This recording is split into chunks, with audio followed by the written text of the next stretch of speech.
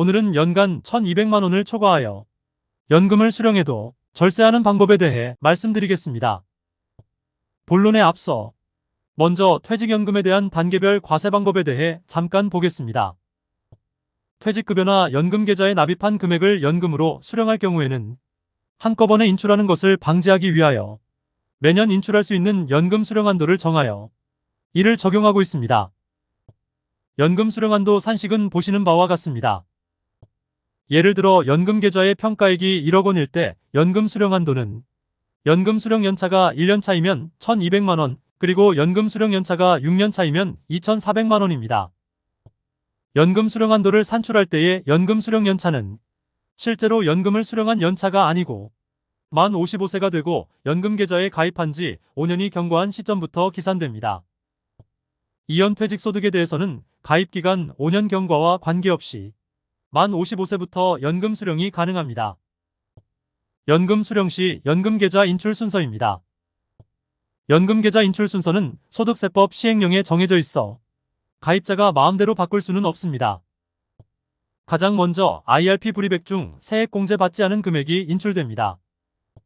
다음으로 퇴직금을 재원으로 한 이연퇴직소득에서 인출되고, 그 다음으로 IRP와 연금저축 불이백 중 세액공제 받은 금액과 위의 3개 금액에서 발생한 운용수익에서 인출이 됩니다. 연금저축 불이백 중 세액공제를 받지 않은 금액은 연금 수령한도와 관계없이 언제든지 별도로 인출이 가능합니다. 이 중 IRP 불이백 중 세액공제 받지 않은 금액과 퇴직금을 재원으로 한 이연퇴직소득은 1200만 원 분리과세한도는 적용을 받지 않지만 연금 수령한도는 적용됩니다. 세액공제 받은 금액과 운용수익에 대해서는 연금 수령한도와 1200만 원 분리과세한도가 모두 적용되어 두 조건을 모두 충족하여야만 해당되는 세제 혜택을 받을 수가 있습니다. 연금계좌 인출 순서와 관련한 자세한 내용은 뒷부분에 첨부하였으니 필요하신 분은 참고하시기 바랍니다. 연간 1200만 원을 초과하여 연금을 수령해도 절세할 수 있는 방법을 알아보기 위해 연금 수령 시 IRP 계좌 인출 시뮬레이션을 다음과 같은 조건으로 진행하였습니다.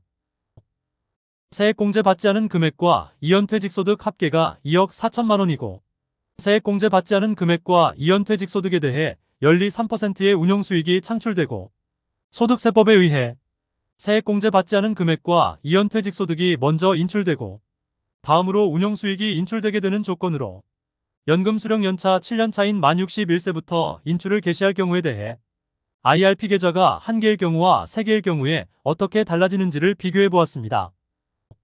IRP 계좌가 1개일 때입니다. 2억 4천만 원의 이연퇴직소득은 7년 차부터 16년 차까지 매월 200만 원씩 연금을 인출하면 모두 소진이 되고, 다음으로 운용수익에서 인출되게 됩니다. 운용수익을 연간 1200만 원 분리과세한도 내에서 인출할 경우 매월 100만 원씩 126개월 동안 인출해야 합니다. IRP 계좌에 남아있는 금액이 모두 운용수익뿐이라서 매월 200만 원씩을 인출할 경우 종합소득세 신고를 해야 하고 저율 분리과세 혜택을 잃게 됩니다. 다음으로 IRP 계좌가 3개일 때입니다. 3개 IRP 계좌에 이연퇴직소득이 각각 8천만 원이 있는 경우입니다. 첫 번째 IRP 계좌에서 7년 차부터 매월 200만 원씩 인출을 개시하고 이연퇴직소득이 모두 소진되어 운용수익에서 인출이 되기 시작할 때 두 번째 IRP 계좌에서 이연퇴직소득을 병행하여 인출을 개시합니다. 이연퇴직소득이 모두 소진되어 운용수익에서 인출이 되기 시작할 때 다시 세 번째 IRP 계좌에서 이연퇴직소득을 병행하여 인출을 개시합니다.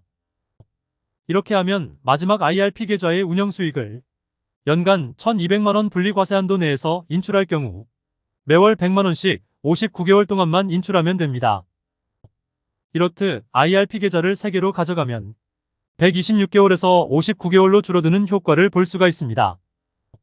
다음으로 마찬가지로 IRP 계좌가 3개일 때입니다. 이번에는 3개 IRP 계좌에 이연퇴직소득이 각각 1억 원, 1억 원, 4천만 원이 있는 경우입니다. 동일한 방법으로 이연퇴직소득과 운용수익을 인출하게 되면 운용수익에 대해 매월 100만 원씩 35개월 동안만 인출하면 됩니다. 금액이 가장 적은 계좌의 연금 인출을 가장 마지막에 배치하면 효과가 더 커지게 됨을 알 수 있습니다. 이연퇴직소득을 모두 인출한 다음 운영수익을 인출할 때 연금계좌가 한 개일 때는 운용수익에 대해 장기간 월 100만 원을 인출해야 하나 연금계좌가 3개 또는 그 이상일 때는 한 계좌의 운용수익과 다른 계좌의 이연퇴직소득을 병행하여 인출하면 운용수익에 대해 월 100만 원 인출기간을 단축할 수가 있습니다. 연금계좌 인출 순서는 소득세법 시행령에 정해져 있어 가입자가 이를 인위적으로 바꿀 수는 없습니다. 그러나 연금계좌를 3개 또는 그 이상 보유하고 각 연금계좌의 연금 수령 시기와 수령 금액을 잘 조절하면 연금 인출 순서를 가입자가 정한 것과 유사한 효과를 보게 됩니다.